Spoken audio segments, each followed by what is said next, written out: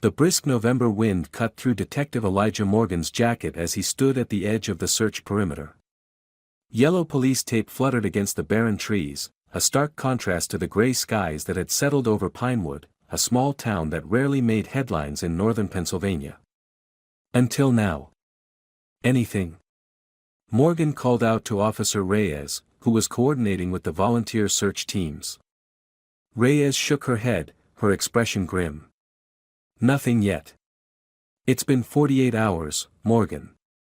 Morgan nodded, the weight of that timeline hanging heavy between them. 48 hours since 13-year-old Lily Carpenter had disappeared after leaving gymnastics practice. 48 hours of increasingly desperate searches, of parents who hadn't slept, of a community beginning to fear the worst. The case had landed on Morgan's desk immediately. In his 15 years with the department, cases involving children always hit differently. Morgan rubbed his stubbled jaw, studying the map spread across the hood of his car. Red pins marked areas already searched, blue pins indicated places still to be covered. We need to expand the perimeter, he said, more to himself than to Reyes. She wouldn't have gone this far on foot. Unless someone took her, Reyes voiced what they were all thinking but reluctant to say aloud. Morgan's phone rang. It was the chief. Morgan, he answered tersely. We need you back at the station, Chief Harmon said, his voice tight. Carpenter's gymnastics coach remembered something. The Pinewood Police Department was a modest building, overwhelmed now by the scale of the investigation. Concerned citizens had been bringing food and coffee for the officers working around the clock. The smell of donuts and burnt coffee lingered in the air as Morgan made his way to the interview room. Sarah Whitman, Lily's gymnastics coach, sat with her hands wrapped around a paper cup. Her eyes were red-rimmed from crying or lack of sleep, probably both. Ms. Whitman, Morgan said, taking the seat across from her. I understand you've remembered something that might help us. She nodded, tucking a strand of blonde hair behind her ear. I've been going over that evening again and again. Lily stayed late to practice her floor routine. She was dedicated, one of my most promising athletes. What time did she leave the gym? Around 7:15. I offered to drive her home, but she said it wasn't necessary. It's only a 10-minute walk to her house. Whitman's voice cracked. I should have insisted. It's not your fault, Morgan said automatically, though he knew words offered little comfort. Was there anything unusual that evening? Anyone hanging around the gym who shouldn't have been there? Whitman hesitated. That's what I remembered. There was a truck in the parking lot when I left. A white pickup. I noticed because it was still running, but no one was inside. Morgan leaned forward. Can you describe it in more detail? It was older model, a bit beat up. There was some kind of company logo on the side, but it was too dark to make it out clearly. Something with construction, I think. Morgan exchanged glances with Reyes, who had been silently taking notes.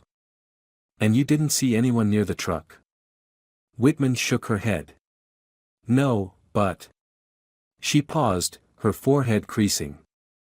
There was a man talking to some of the girls earlier, near the entrance. He said he was waiting for his daughter, but I don't recall seeing her at practice. Can you describe him? Average height, maybe in his 40s. He had a work jacket on, the kind construction workers wear. Brown hair, I think. Nothing remarkable. She looked up, her eyes filling with tears. Do you think he had something to do with Lily's disappearance? We're exploring all possibilities, Morgan said neutrally. Thank you for coming in. After Whitman left, Morgan turned to Reyes. Get a list of all construction companies in the area. Check for any workers with white pickup trucks. And pull traffic cam footage from near the gym for that evening. You think the coach is onto something? Morgan's jaw tightened. I think it's the first lead we've had in 48 hours. The Carpenter home had become the unofficial headquarters for the community's search efforts. Handmade posters with Lily's smiling face were stacked on the dining room table. Her parents, Robert and Jennifer Carpenter, moved like ghosts through their own home, hollow-eyed and shell-shocked. "Detective Morgan," Jennifer said when he arrived, hope flaring briefly in her exhausted eyes. "Do you have news?" "Not yet, Mrs. Carpenter. I wanted to ask a few more questions, if that's all right." Robert Carpenter appeared in the doorway to the kitchen. "What more could you possibly need to know?" "Our daughter is missing, and you're here asking questions instead of finding her." "Robert," Jennifer placed a restraining hand on her husband's arm. "They're doing everything they can." Morgan had seen this before, grief manifesting as anger, the desperate need to do something, anything, in a situation where control had been violently stripped away. "Mr. Carpenter, I understand your frustration. But every detail helps." Robert's shoulders slumped. "I'm sorry. Ask your questions." Morgan nodded. "Did Lily ever mention anyone unusual at her gymnastics practice? Someone who made her uncomfortable?" The Carpenters exchanged glances. "She did mention a new maintenance worker at the gym," Jennifer said slowly. "Said he was always watching the girls practice. It bothered her." "Did she describe him?" "Not really. Just that he was older, and gave her weird vibes, as she put it." Morgan made a note. "And when did she first mention this?" "A few weeks ago," Robert said. "I told her to stay away from him." "One more thing," Morgan said. "Do either of you know anyone who drives a white pickup truck? Possibly someone connected to a construction company?" Jennifer shook her head, but Robert frowned. "There's a new housing development going up just past the woods behind the gym. All sorts of contractors coming and going." "Why?" "Just following up on a lead," Morgan said, not wanting to give them false hope. "We'll keep you updated." As Morgan left the Carpenter home, his phone rang again. It was the lab. "Morgan," he answered, walking briskly to his car. "Detective, we've processed the items from Lily's locker," the technician said. "Nothing unusual except for one thing, there was a partial fingerprint on her water bottle that doesn't match the family or any of her teammates." "Run it through the database," Morgan ordered, starting his car. "Already did. No matches." Morgan sighed. "Another dead end. Keep me posted." 3 days turned into a week. The search for Lily Carpenter continued, but hope was fading. The initial media frenzy had quieted to occasional updates. Morgan had barely slept, surviving on coffee and determination. The break came from an unexpected source. Detective, Officer Reyes burst into the conference room where Morgan was reviewing security footage for the 100th time. "We got a hit on that partial plate from the traffic cam." Morgan's exhaustion evaporated. "The white pickup?" "Yes. It's registered to Eastwood Construction. Owner is a man named Frank Eastwood." "Do we have an address?" Reyes nodded. "And a record." Eastwood did 5 years for aggravated assault back in 2005. Morgan was already grabbing his jacket. "Get a warrant. Now." Frank Eastwood's property sat at the edge of town, a small house with a detached garage and workshop. His white pickup was parked in the driveway. Morgan and 4 officers approached cautiously, weapons drawn. "Frank Eastwood." Morgan called out. "Pinewood Police. We have a warrant to search the premises." No response. Morgan signaled to the officers to cover the back of the house while he and Reyes approached the front door. It swung open at his knock. "Mr. Eastwood?" The house was empty, but showed signs of hasty departure, drawers left open, clothes strewn about. In the kitchen, a cup of coffee sat half-finished on the table, still warm. "He knew we were coming," Reyes said, holstering her weapon. Morgan moved through the house methodically, searching for any sign of Lily or evidence of where Eastwood might have gone. In the basement, he found a locked door. "Break it down," he ordered. The door splintered under the impact of a battering ram. Morgan stepped into a small room that made his blood run cold. The walls were covered with newspaper clippings about missing girls from across the state, some dating back years. A map had pins stuck in it, marking locations. But no sign of Lily. "All units," Morgan radioed. "Be on the lookout for Frank Eastwood. Consider him armed and dangerous." The next 72 hours were a blur of roadblocks, search parties, and interviews with anyone who knew Eastwood. His face was plastered across every news outlet in the state. Winter was closing in. If Lily was out there somewhere, exposed to the elements, time was running out. Then came another unexpected lead. Detective Morgan, a lab technician, called from the doorway of the conference room. "We found something interesting in Eastwood's workshop." "What is it?" "DNA. Not his." Morgan felt a surge of hope. "Lily's?" "No, but it's a familial match to someone in the system. A man named Joseph Garrison who died in 2008. Morgan frowned. "How is that possible?" "Garrison must have a relative we don't know about. Someone related by blood who's not in the system." Morgan pulled up Garrison's record.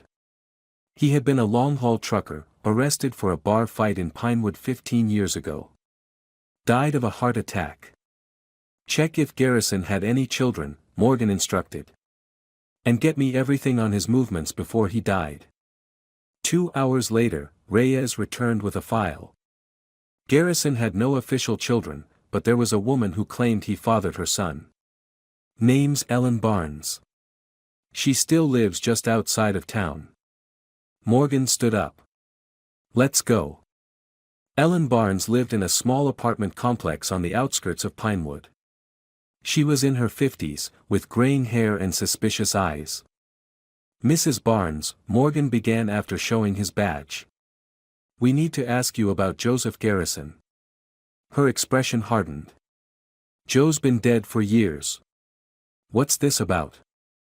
"We're investigating a missing girl case that may involve someone connected to Garrison." "Did he have a son?" Barnes looked away. Joe wasn't the type to stick around. "But yes, we had a son. Michael." "Why are you asking about him? When was the last time you saw Michael?"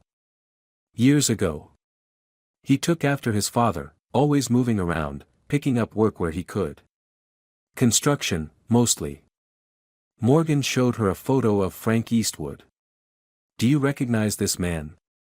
Barnes squinted at the photo, then paled. "That's Michael. He goes by his middle name now, Frank." "What's he done?" "We need to find him, Mrs. Barnes. It's urgent." "Do you know where he might go if he was in trouble?" She hesitated, then sighed. "Joe had a hunting cabin up in the hills by Crescent Lake. Michael might go there." Crescent Lake was a 30-minute drive from Pinewood, surrounded by dense forest. The hunting cabin was remote, accessible only by a dirt road that had become muddy with the recent rains. Morgan coordinated with state police for backup, but insisted on leading the approach. As they neared the cabin, he ordered radio silence. Through binoculars, he could see Eastwood's white pickup parked behind the cabin. "Approach quietly," Morgan instructed the tactical team. "We don't know if the girl is inside, or what state she's in." The cabin was surrounded, officers in position. Morgan took a deep breath, then gave the signal. "Michael Barnes," he called through a megaphone. "This is Detective Morgan with the Pinewood Police. We have the cabin surrounded. Come out with your hands up." Silence. "We know you're in there, Michael. Let Lily go, and we can resolve this peacefully." The cabin door creaked open. A man emerged slowly, hands raised. "I don't know what you're talking about," he said. "There's no one else here." "Michael Barnes, aka Frank Eastwood, you're under arrest," Morgan said, approaching cautiously. "Where is Lily Carpenter?" The man's face contorted. "I didn't do anything to her. I just talked to her, that's all." "Search the cabin," Morgan ordered, cuffing Barnes. The search revealed no sign of Lily, but officers found girls' gymnastics magazines, a school schedule for Pinewood Middle School, and a disturbing shrine-like arrangement of newspaper clippings about young female athletes. "Where is she?" Morgan demanded again, facing Barnes in the cabin. "I don't know." Barnes insisted, his composure cracking. "I followed her that night, but I lost her near the woods." "I swear." Morgan studied the man's face, searching for deception. "If you didn't take her, then who did?" "There was someone else," Barnes said desperately. "Another car. It pulled up beside her. She got in willingly." "What kind of car?" "A black SUV. I couldn't see who was driving." Morgan felt a chill that had nothing to do with the winter air. "Why should I believe you?" "Check my truck." Barnes pleaded. "Check the cabin. She was never here." Morgan stepped outside, his mind racing. If Barnes was telling the truth, and that was a big if, then they'd been following the wrong lead. Lily had gotten into a car with someone she knew. Someone she trusted. A black SUV. Who in Pinewood drove a black SUV? "Detective," one of the officers called from the edge of the property. "You need to see this." Morgan followed the officer through the trees to a small clearing. Recent tire tracks cut through the mud, not from Barnes's truck, but from a larger vehicle. An SUV. "Get forensics out here," Morgan ordered. "And check if anyone connected to Lily drives a black SUV." Back at the station, Barnes continued to insist on his innocence in Lily's disappearance, though he admitted to stalking her and other young athletes. His DNA confirmed he was Joseph Garrison's son, and the partial fingerprint on Lily's water bottle was a match. He'd been in the gym, watching the girls, but maintained he never took Lily. Morgan returned to the evidence, this time looking for something he'd missed. Who in Lily's life drove a black SUV? Who would she willingly get into a car with? The coach, Sarah Whitman. The carpenters. Lily's teachers. Friends' parents. "Reyes," Morgan called. "Check if Sarah Whitman drives an SUV." "Already did. She has a red sedan." "What about the carpenters?" "Robert Carpenter drives a blue Accord. Jennifer has a white compact." Morgan frowned, then had another thought. "What about Jennifer's boyfriend?" Reyes looked up, surprised. "Boyfriend? I saw a text on her phone when I was at the house. Something about, 'Don't worry, he doesn't suspect.' I assumed it was about an affair." Reyes typed quickly. "Jennifer Carpenter isn't in a relationship according to social media. But there was a rumor." She paused, reading. "Apparently, she and Robert were separated briefly last year. She was seeing someone else. Find out who." An hour later, they had a name, Daniel Walsh, assistant coach at a rival gymnastics club in the next town over. And owner of a black Chevrolet Suburban. "Bring him in," Morgan ordered. Walsh was polished and professional, clearly uncomfortable but cooperative. He admitted to the affair with Jennifer but insisted it had ended months ago. "Where were you the night Lily disappeared?" "At the club, coaching. You can check the security cameras." "And your SUV?" Walsh frowned. "What about it? Was it at the club all evening?" "Of course. Where else would it be?" Morgan studied the man. "Mr. Walsh, did you know Lily Carpenter?" "I met her a few times when Jennifer and I were together.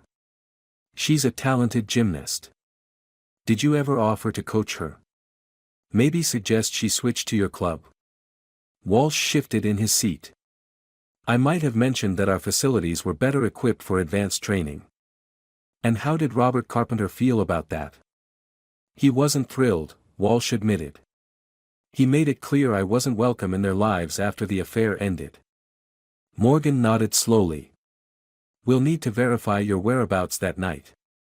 The security footage from Walsh's club confirmed his alibi. He'd been coaching until 9 p.m., long after Lily disappeared.